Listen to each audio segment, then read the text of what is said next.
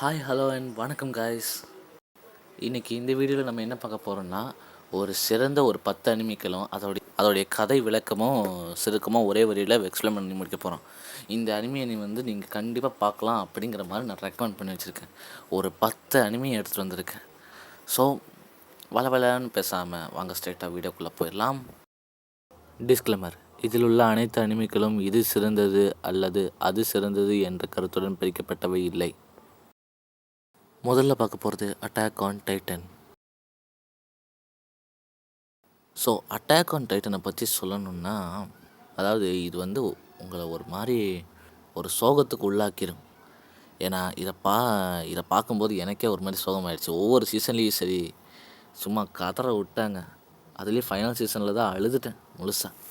ஏன்னா இதில் வந்து முழுக்க முழுக்க சோகங்கள் நடந்திருக்கும். நீங்கள் மைண்டு டிப்ரெஷனாக இருக்கீங்கன்னா தயவு செஞ்சு இந்த இனிமே மட்டும் பார்த்துடாதீங்க. ஒருவேளை உங்களுக்கு ஆக்ஷன், இந்த மாதிரி அட்வென்ச்சர், இந்த மாதிரிலாம் பிடிக்கும், இந்த மாதிரி எமோஷ்னல் சீனு இதெல்லாம் உங்களுக்கு பிடிக்கும்னா கண்டிப்பாக அட்டாக் ஆன் டைட்டன் பாருங்கள். நான் அடித்து சொல்லுவேன், உங்கள் எல்லாருக்கும் பிடிக்கும். ஆனால் இந்த மாதிரி எமோஷ்னல் சீன்ஸ் எல்லாம் பிடிக்காதுன்னு சொல்கிறவங்க கட்டாயமாக இதை பார்க்கவே பார்க்காதீங்கன்னு. அட்டாக் ஆன் டைட்டனை பொறுத்த வரைக்கும் டைட்டன்ஸ்னு ஒரு ஜீவராசிகள் இருக்கும். அந்த டைட்டன்ஸ்கிட்டேருந்து தப்பிச்சு மக்கள் வந்து 3 செவர்களை எழுப்பி அந்த 3 செவத்துக்குள்ளே வாழ்ந்துட்டுருப்பாங்க. நம்ம கதையோட கதாநாயகன் வந்து இந்த செவத்தை தாண்டி போயிட்டு அதுக்கு தாண்டி இருக்கிற உலகம், அதாவது கடல் அவங்க பார்த்ததில்ல, பாலைவனத்தையும் பார்த்ததில்ல, பனி பெய்யறதையும் அவங்க பார்த்ததில்ல. ஸோ இதெல்லாம் அவனுக்கு பார்க்கணுன்னு ரொம்ப ஆசை. அதனால் இந்த வால்ஸ் தாண்டி எப்படி அவன் போய் அது எல்லாத்தையும் கான்கவர் பண்ணுறான்னு தான் மொத்த கதையோட பிளாட்டு. இதை வந்து செம்ம சென்டிமெண்டலாக கொண்டு போய் முடிச்சிருப்பாங்க. ஃபைனல் தான் அட்டகாசம். இது எத்தனை தடவை வேணாலும் திருப்பி போட்டு பார்க்கலாம். ஒவ்வொரு எபிசோட்லேயும் சும்மா சஸ்பென்ஸ் சும்மா ஏற்றி வச்சுருக்காங்க. அது மட்டும் இல்லாமல் இந்த அனிமே வந்து தமிழ்லேயும் இருக்குது. யாராவது பார்க்கலன்னா மறக்காமல் செக் பண்ணி பாருங்கள். அடுத்தது நான் பார்க்க போகிறது doctor stone. So doctor stone இது வந்து எப்பேற்பட்ட அனிமின்னா, சயின்ஸை பிடிச்சவங்க சயின்ஸை பிடிக்காதவங்க 2 பேரும் உட்காந்து பார்க்கலாம். ஆனால் சயின்ஸை பிடிக்காதவங்க உட்காந்து பார்த்தா சயின்ஸ் மேலே ஒரு ஆர்வம் வர வாய்ப்பு இருக்குது. ஏன்னா எனக்கு கெமிஸ்ட்ரி சுத்தமாக பிடிக்காது. ஆனால் இதை பார்த்ததுலேருந்து எனக்கு கெமிஸ்ட்ரி படிக்கணுன்ட்டு அப்படி ஒரு ஆர்வம். அப்படி போய் உட்காந்து படித்தா கெமிஸ்ட்ரியில் இருக்கிற ஒரு வார்த்தை கூட எனக்கு ஒழுங்காக புரிஞ்சதே இல்லை. ஆனால் இதை பார்த்து எனக்கு ஒரு சில கான்செப்டெல்லாம் அப்படியே என் மண்டைக்குள்ளே ஏற ஆரம்பிச்சிது. அதனாலேயே எனக்கு கெமிஸ்ட்ரியில் தெரிஞ்ச கொஷின்ஸ்க்கு இந்த மாதிரி நான் எழுத ஆரம்பிச்சிட்டேன். ஸோ இது வந்து எனக்கு கெமிஸ்ட்ரிக்கு நல்ல உதவிகரமாக இருந்துச்சுன்னு சொல்லலாம். இது வந்து ஒரு காமெடி, ஒரு சைஃபை எல்லாம் கலந்த மாதிரி இருக்கும். அதாவது ஒரு ரேடியேஷன் தாக்குதல் மூலயமா நிகழ்காலத்தில் இருக்கிற மக்கள் எல்லாம் சிலையாக மாறிடுவாங்க. இந்த சிலையாக மாறின மனிதர்கள் ஆயிரம் வருஷங்களாக சிலையாகவே நின்றுட்டுருப்பாங்க. அப்போ திடீர்னு ஒரே ஒரு மனிதன் மட்டும் கல்லுலேருந்து மறுபடியும் மனுஷனாக மாறுவான். அவன் தான் நம்ம ஹீரோ. அவன் வந்து எப்படி இந்த உலகத்தை மறுபடியும் மாடர்னைஸ் பண்ணுறான், கற்காலத்துலேருந்து கதை தொடங்கும். ஸ்டோனேஜ்லேருந்து எப்படி மாடர்னைஸாக மாறுதுங்கிற கதை தான் இது. இதில் முழுக்க நிறைய காமெடி பண்ணி வச்சுருப்பாங்க. கொஞ்சம் த்ரில்லிங்காகவும் இருக்கும். ஸோ மறக்காமல் டாக்டர் ஸ்டோன் பாருங்கள். இது தமிழ்லேயே இருக்குது. இது வந்து ஒரு நல்ல ஒரு காமெடி என்டர்டெய்னிங்காக இருக்கும். கண்டிப்பாக நீங்கள் எல்லாருமே உட்காந்து பார்க்கலாம் அப்படின்னு நான் ரெக்கமெண்ட் பண்ணுவேன்.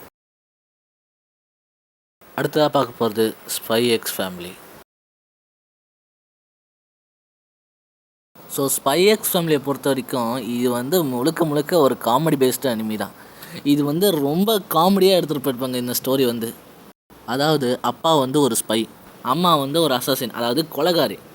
அதுக்கப்புறம் குழந்தைக்கு வந்து மற்றவங்க மனசை படிக்கிற சக்தி இருக்குது. இவங்க 3 பேரும் உண்மையான குடும்பமே கிடையாது. மற்றவங்களுக்கு தான் ஒரு உண்மையான குடும்பம்ன்ட்டு நம்ப வைக்கணுங்கிறதுக்காக 3 பேரும் ஒரு குடும்பமாக வேலை செய்வாங்க. இதில் நடக்கக்கூடிய ஃபன்னு தான் இந்த மொத்த கதையும். இது வந்து என்ன சொல்கிறது, ரொம்ப ஜாலியாக போகும். இதை பார்த்தீங்கன்னா போரே அடிக்காது அப்படின்னு சொல்லலாம். இதில் வந்து 70% காமெடி, அப்புறம் 15% சேட்னஸ், அப்புறம் 15% கொஞ்சம் ஆக்ஷனாக இருக்கும். மற்றபடி இதில் நிறையவே காமெடி சீன்ஸ் நிறையவே இருக்குது. ஸோ மறக்காமல் பாருங்கள். இதுவும் தமிழ்லேயே இருக்குது. அடுத்ததாக பார்க்க போகிறது demon slayer. So demon slayer வந்து பார்த்திங்கன்னா ஒரு ஆக்ஷன் பேஸ்டு ஒரு அனிமின்னு வைக்கலாம். இதில் வந்து காமெடி நல்லாயிருக்கும், ஆக்ஷன் நல்லாயிருக்கும், எதுவுமே குத்த சொல்கிற மாதிரியே இருக்காது. ரீசெண்டாக இதோடைய இன்ஃபினிட்டி கேசல் மூவின்ட்டு ஒன்று ரிலீஸ் ஆச்சு. அது சும்மா செதற விட்டாங்க போங்க, அந்த மாதிரி இருந்துச்சு. ஆக்சுவலாக இதோட கான்செப்ட் என்னென்னா, நம்ம ஹீரோ வந்து ஒரு சாதாரண ஒரு குடும்பத்தில் வாழ்ந்துட்டுருப்பான். திடீர்னு வந்து ஒரு நாள் வந்து ஒரு டீமன் வந்து இவங்க குடும்பத்தை கொண்டுட்டு போயிடும். தங்கச்சி வந்து டீமனாக மாறிடுவா. அந்த தங்கச்சி எப்படி மனுஷன் மாற்றுறதுங்கிறதுக்காக தேடிட்டு இருப்பான். அப்போ வந்து டீமன்ஸை கொல்கிற டீமன் ஸ்லேயர்ஸ் வந்து இவங்களுக்கு வந்து உதவி பண்ணுவாங்க. அப்படியே இந்த ஹீரோவும் டீமன் ஸ்லேயராக மாறி எப்படி டீமன்ஸை கொல்றான், எப்படி தன்னோட தங்கச்சியை மனுஷியாக மாற்றுறாங்கிறது தான் மொத்த கதை. இது வந்து ஒரு நல்லாயிருக்கும். இதுவும் முழுக்க தமிழ்லேயே இருக்குது. இதையும் மறக்காமல் செக் பண்ணி பாருங்கள். ஏன்னா இது வந்து செம்மையாக இருக்கும். எந்த விதத்துலேயும் குத்து சொல்கிற அளவுக்கு இதில் ஒன்றுமே இருக்காது. அனிமேஷன் நல்லாயிருக்கும், ஸ்டோரி நல்லாயிருக்கும், சண்டை சீன் நல்லாயிருக்கும், காமெடி அதுவும் பக்காவாக இருக்கும். ஸோ மறக்காமல் பாருங்கள். அடுத்ததாக பார்க்க போகிறது நருட்டோ.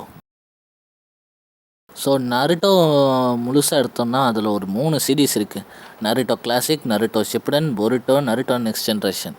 அதாவது நருட்டோ கிளாசிக்கில் வந்து நருட்டோ வந்து சின்ன பையனாக இருக்கிறத கதை.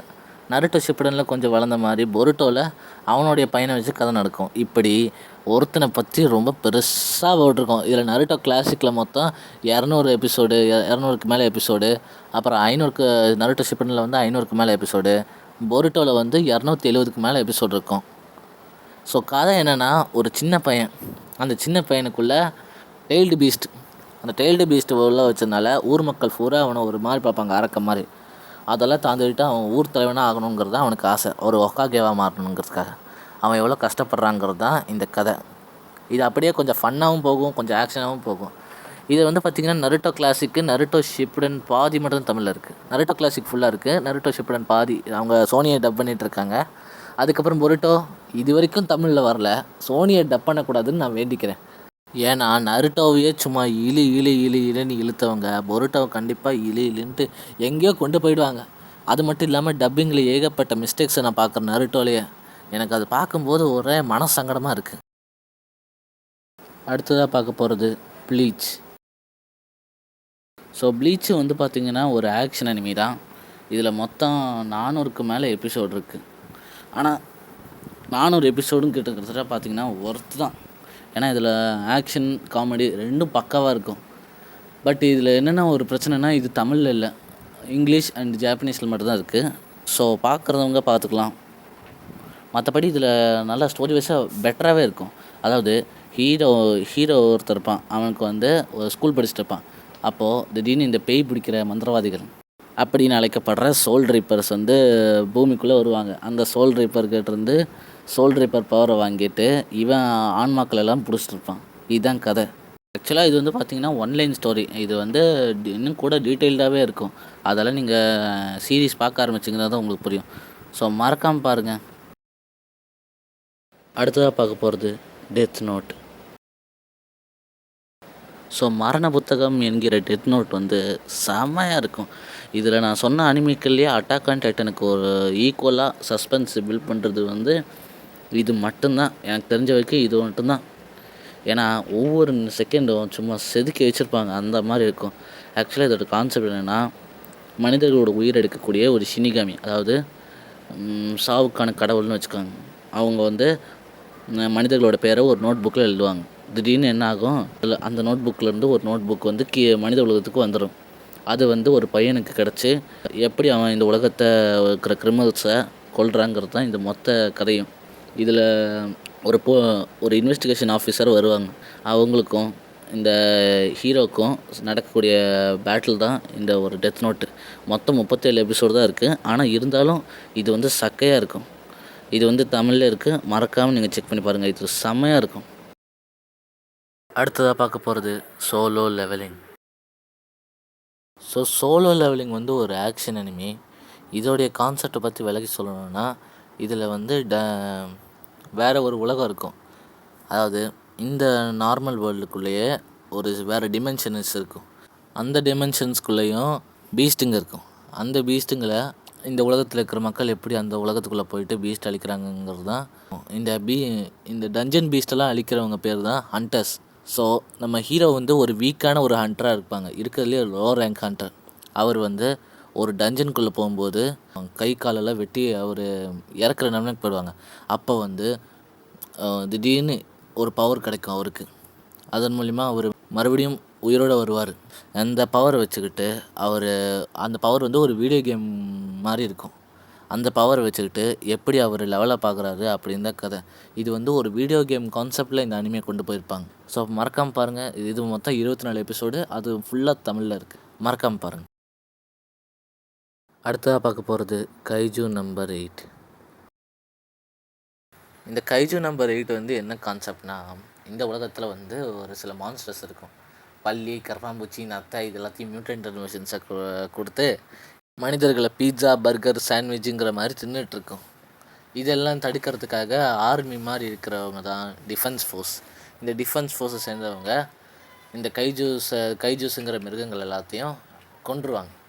ஸோ நம்ம ஹீரோக்கும் இந்த மாதிரி ஒரு டிஃபென்ஸ் ஃபோர்ஸில் ஜாயின் பண்ணணுன்ட்டு ரொம்ப ஆசையாக இருக்கும். ஆனால் அவனால் முடியாது. கடைசியில் 30 வயசில் ட்ரைனிங் எடுப்பான், அப்பவும் முடியாது. அதுக்கப்புறமா ஒரு ஆக்சிடென்டலாக ஒரு கைஜூவோட பவர் அவனுக்கு கிடைக்கும். அப்போ தான் அவன் டிஃபென்ஸ் ஃபோர்ஸை சேர்ந்து எப்படி இந்த கைஜூஸ் அழிக்கிறான் அப்படிங்கிறது தான் இதோடைய கான்செப்ட். இது வந்து கொஞ்சம் ஆக்ஷனாகவும் போகும், இதில் முக்கால்வாசி கொஞ்சம் காமெடியாகவும் போகும். இதில் மொத்தமாக ஒரு 25 எபிசோடு இருக்கும். இதுவும் முழுசாக தமிழ்லேயே இருக்குது. கடைசியாக பார்க்க போகிறது Frieren and beyond the journey's end. So இந்த அனிமையை பொறுத்த வரைக்கும் இது வந்து ஆக்ஷனில் கொஞ்சம் கம்மியாக இருக்கும், ஆனால் பார்க்க நல்ல காமெடியாக. இது வந்து ஒரு டிராகன், மந்திரவாதிங்க, அப்புறம் வால்வீசு வீரர்கள், இந்த மாதிரி ரோம் சம்மந்தப்பட்ட கதையாக வந்துகிட்ருக்கும். ரோம் நாட்டில் நடக்கிற ஒரு கதையாக தான் இது போயிட்டுருக்கும். இதில் வந்து மைண்ட் பீஸ்ஃபுல்லாக இருக்கணும்னா இதை பார்க்கலாம். ஆனால் இதில் ஆக்ஷன் அந்த அளவுக்கு இருக்காது. ஆக்ஷன் வந்து இதில் கம்மியாக தான் இருக்கும். ஆக்சுவலாக ஃப்ரீ ரன் அப்படிங்கிற ஒருத்தங்களுடைய நீண்ட பயணம் தான் இந்த அனிமி. அவங்க வந்து ஒரு எல்ஃப்.